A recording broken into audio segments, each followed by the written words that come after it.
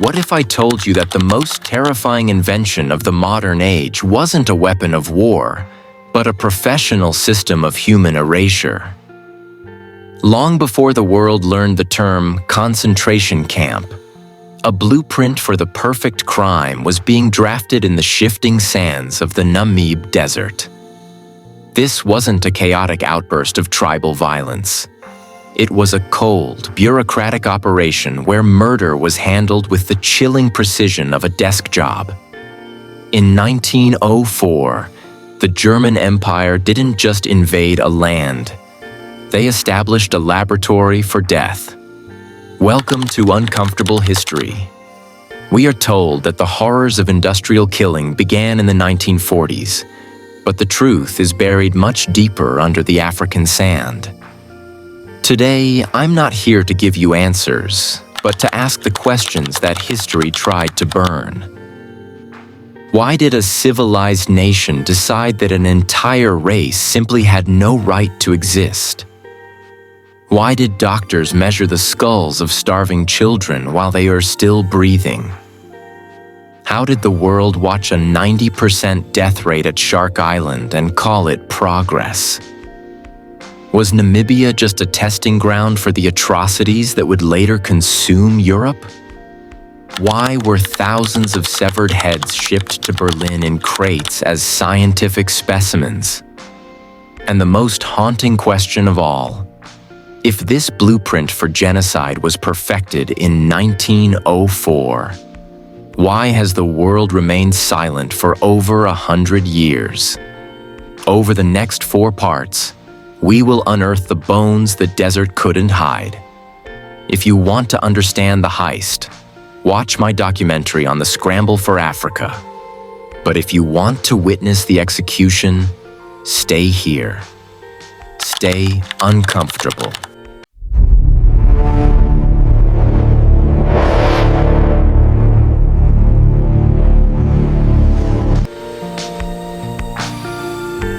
When we speak of the architecture of annihilation, we aren't talking about buildings. We are talking about the blueprint of a crime.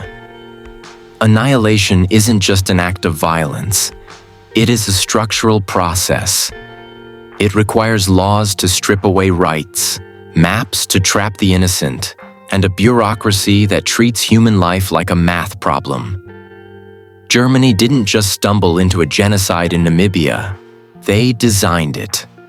They built a machine where every cog, from the merchant's pen to the soldier's rifle, was aligned to ensure an entire race would cease to exist. This is how civilized men build a factory of death. The tragedy of Namibia didn't begin with the declaration of war.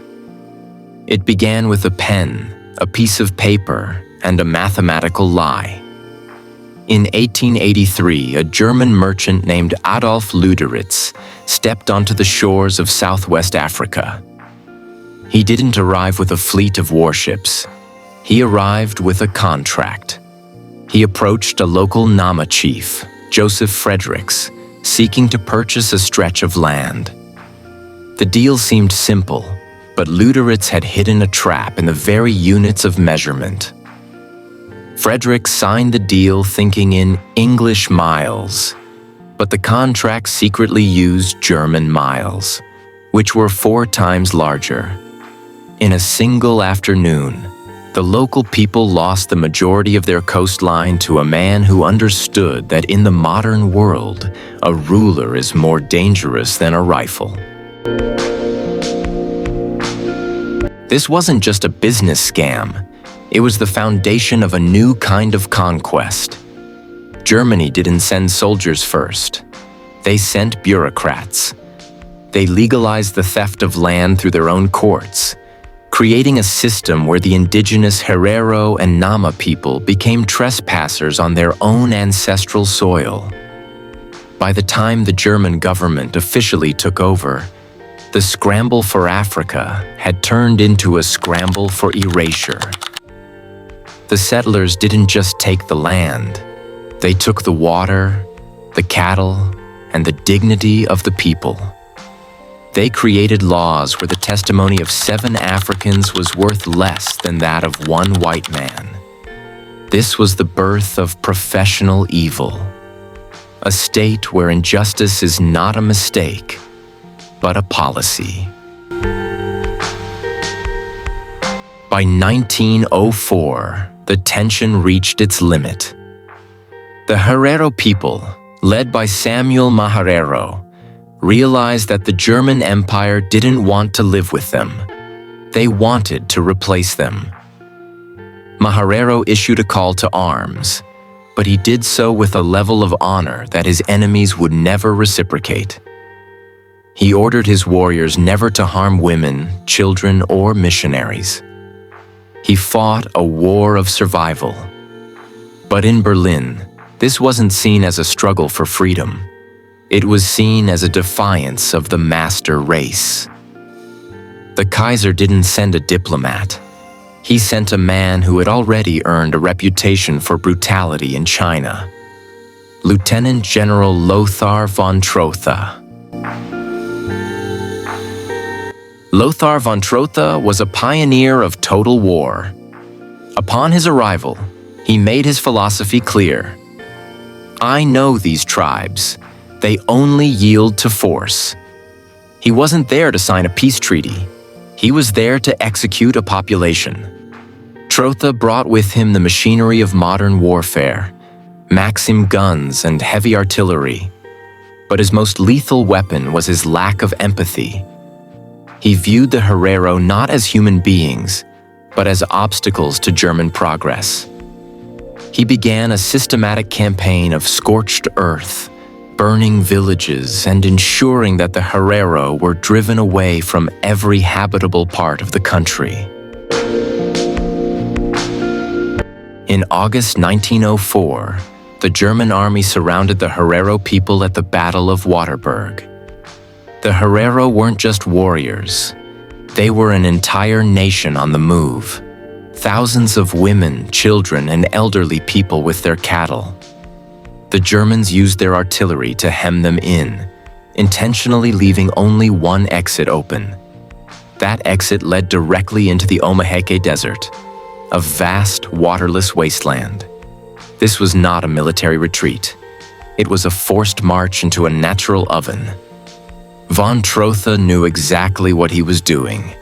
He didn't need to waste ammunition if he could let the sun and the sand do the killing for him. As tens of thousands of Hereros surged into the desert, von Trotha established a 150-mile military cordon along the edge of the dunes. The orders were absolute. Shoot anyone who attempts to return. German soldiers occupied the few remaining water holes on the desert's fringe. But they didn't just guard the water. They poisoned it. Imagine the horror of a mother carrying her child through miles of burning sand, finally reaching a well only to find it filled with the stench of toxins. This was the world's first industrial-scale use of environmental warfare. The desert became an open-air execution chamber where the only sound was the wind over the whitening bones of a nation. On October 2, 1904, the mask of civilized warfare was discarded. Von Trotha issued the Vernichtungsbefehl, the extermination order. It was a formal printed document that stated, "Within the German borders, every Herero, with or without a gun, with or without cattle, will be shot. I will no longer accept women and children." This is the moment Namibia became a laboratory for the 20th century's darkest ideologies. It was the first time a modern state officially committed itself to the total annihilation of a race. The order turned every soldier into an executioner, making murder a state-sanctioned duty. Perhaps the most chilling part of this system was how well it was recorded. German officers didn't hide their crimes. They celebrated them. They took photographs of the starving survivors, skeletons with skin, and turned them into postcards to send home to their families. They wrote letters describing the cleansing of the land as if they were describing a successful harvest. They had successfully detached their humanity from their actions, a psychological shift that would have devastating consequences for the world in the decades to come. By the time the extermination order was finally rescinded under international pressure, the damage was irreparable. But for the survivors, the nightmare was only changing shape. Those who crawled out of the desert weren't given aid. They were rounded up and given metal neck tags with numbers. They were no longer people. They were inventory. They were the raw material for a new experiment, the concentration camp. The German Empire had realized that while the desert was efficient, labor could be profitable. Part 2 ends in the shadow of the dunes, where the cries of the Herero have finally faded into a heavy, suffocating silence. The land was cleared. The space was created. But the bones left in the sand were not just remnants of the dead. They were the blueprints for a factory of death that was about to be built on the coast. The world remained silent, and in that silence, a monster was being perfected. Stay uncomfortable. If the Omaheke Desert was a chaotic grave, the camps were a meticulously managed factory. By 1905, the German Empire realized that dead bodies in the sand produced no profit. They needed a way to extract the remaining life force out of the survivors before they expired.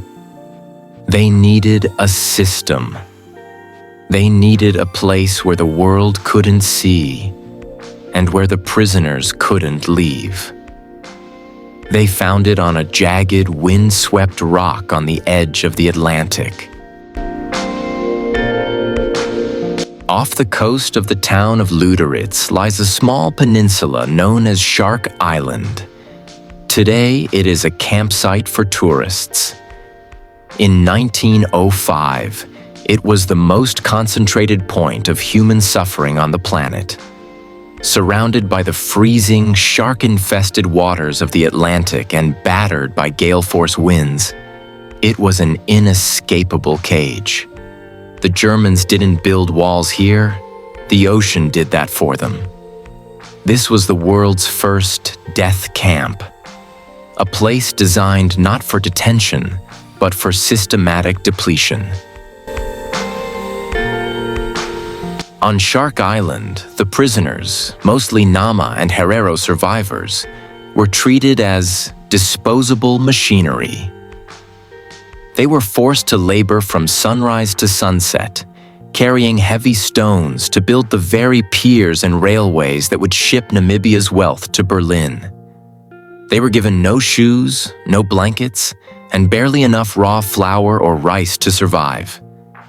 Many were so hungry they were seen eating the sand or the raw entrails of dead animals. The Germans didn't see this as a tragedy. They saw it as an efficiency test. How long can a human body function on zero resources before it breaks? This is where the story takes a turn that should make your blood run cold. Shark Island wasn't just a labor camp. It was a laboratory. It attracted a new kind of professional, the racial scientist.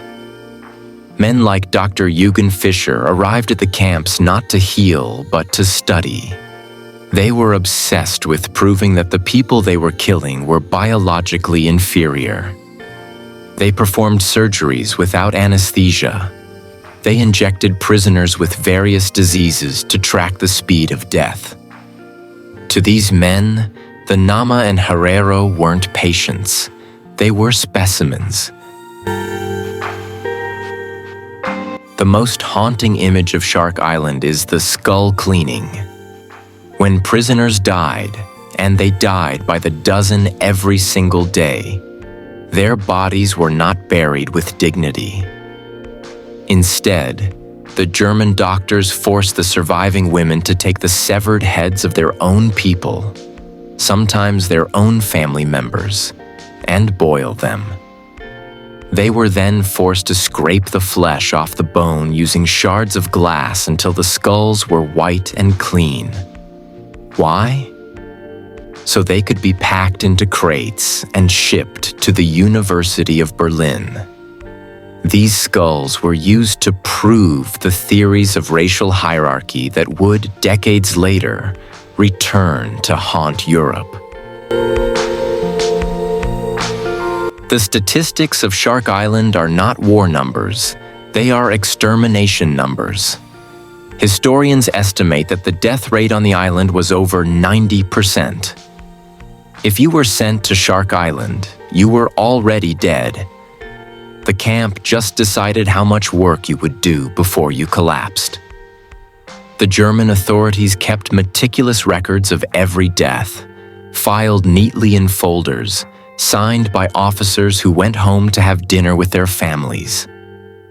This was the bureaucracy of the grave, where murder was just another line in a ledger. We must address the uncomfortable truth that this genocide was a lucrative business. Large German shipping and construction companies, some of which still exist today, used this slave labor to build the infrastructure of colonial Namibia. They paid the government for the use of the prisoners. The more people died, the more were brought in from the desert to replace them. It was a cycle of profit built on a foundation of skeletons. Every mile of the Namibian railway was bought with a specific number of lives. While the screams of the prisoners were drowned out by the crashing waves of the Atlantic, the world outside remained silent. The British, the Americans, the French, everyone knew. But in 1905, a civilized nation's right to cleanse its colonies was an unspoken law of the empires. They watched the blueprint being perfected. They watched as Germany learned how to transport, categorize, and eliminate an entire population using modern logistics. Part 3 ends with a chilling realization. By 1907, the Great Rebellion was officially over, but the camps remained. The Herero and Nama people had been reduced from a proud, wealthy nation to a broken group of numbered units. The architecture of annihilation was now complete. The Germans had proven that with a little bit of science and a lot of bureaucracy, you could make a people disappear. But as the last crates of skulls were shipped to Berlin, the darkness didn't stay in Africa. It was traveling north. Stay uncomfortable. By 1908, the extermination order had been officially rescinded, and the camps began to close. But the people who walked out of those gates weren't returning to their homes. Their homes no longer existed. Their cattle were gone. Their land had been carved up and handed to German settlers. The Herero and Nama people had been transformed from a nation into a landless, broken workforce, forced to wear metal ID tags around their necks like cattle. The genocide hadn't just taken their lives, it had attempted to delete their future. After the killing stopped, Germany implemented a new social order in Namibia. This was the peace of the grave. They established laws that made it illegal for any African to own land or cattle. They created a system of pass laws, where every movement of a survivor was tracked by the state. This wasn't just colonization. It was a prototype for what we would later call apartheid. The architecture of annihilation had evolved into the architecture of control. They proved that even if you don't kill everyone, you can ensure that those who remain are spiritually dead, servants in their own land. The most disturbing part of this story is how quickly the world decided to forget. Germany published its official blue books and white books, rewriting the history of the war. They framed the genocide as a necessary defense against savage rebels. They portrayed General von Trotha not as a butcher, but as a misunderstood hero who saved the empire. The severed heads that were shipped to Berlin were tucked away in museum basements, and the records of the camps were buried under mountains of bureaucratic paperwork. They knew that if they controlled the past, they could justify the present. Why didn't the other empires speak up? Britain, France, and Belgium were all watching. They had reporters on the ground. They saw the skeletons in the sand. But they chose silence because they were doing their own experiments across the continent. To criticize Germany was to invite a mirror to be held up to their own crimes in the Congo, in Kenya, and in Algeria. The genocide in Namibia became a gentleman's secret between empires. They agreed that the lives of those in the Dark Continent were the price of European progress. This global silence was the oxygen that allowed the ideology of the master race to breathe and grow. For the survivors, the trauma didn't end with the closing of the camps.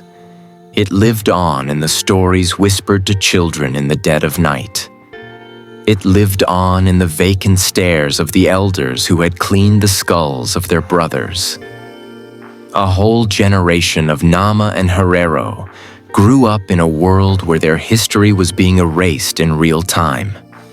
They were living in a ghost nation, a population that was physically present but historically invisible.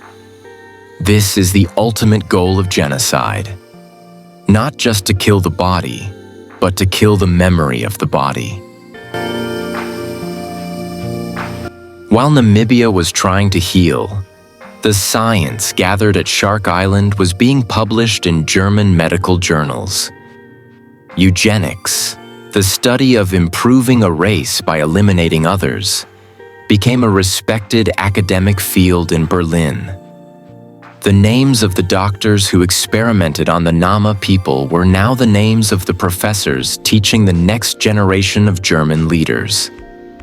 The files were sitting there, the data was organized, and the logic was perfected. The world thought the tragedy was over, but the seeds had already been planted. Part 4 ends with a haunting realization. As the world moved toward 1914 and the First World War, the Namibian experiment was considered a success by the German High Command. They had learned how to clear a land, how to use hunger as a weapon, and how to turn a professional army into a tool of racial cleansing. They had built the machinery.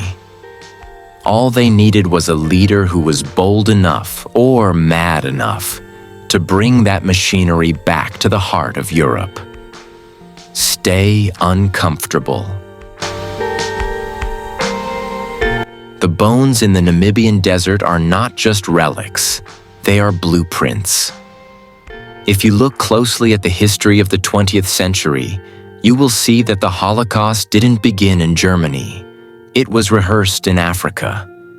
The men who mentored the architects of the Nazi regime were the same men who oversaw the architecture of annihilation in Namibia.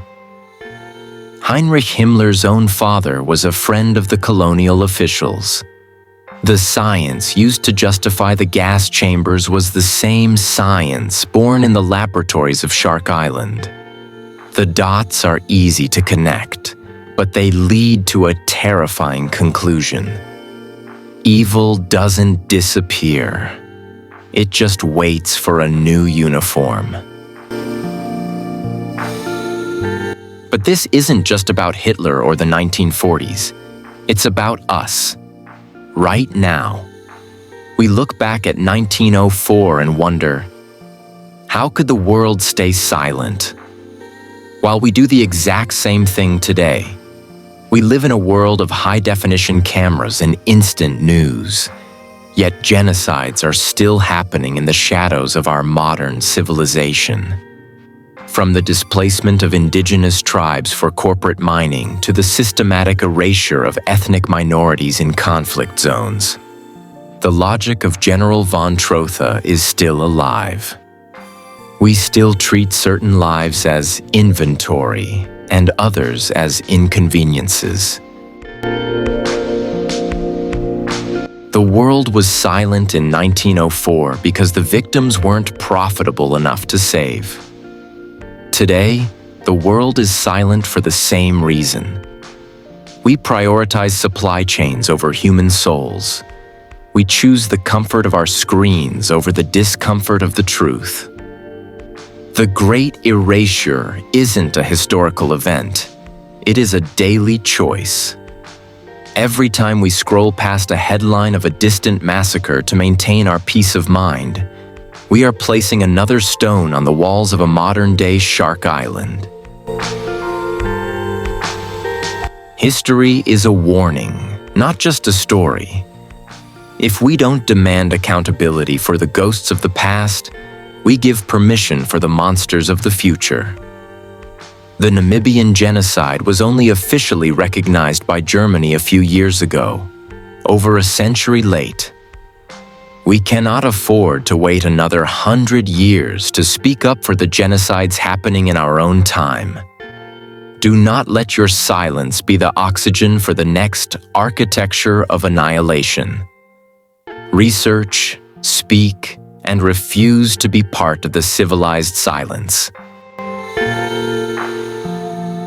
I didn't make this video to entertain you. I made it to leave you with the weight of the truth.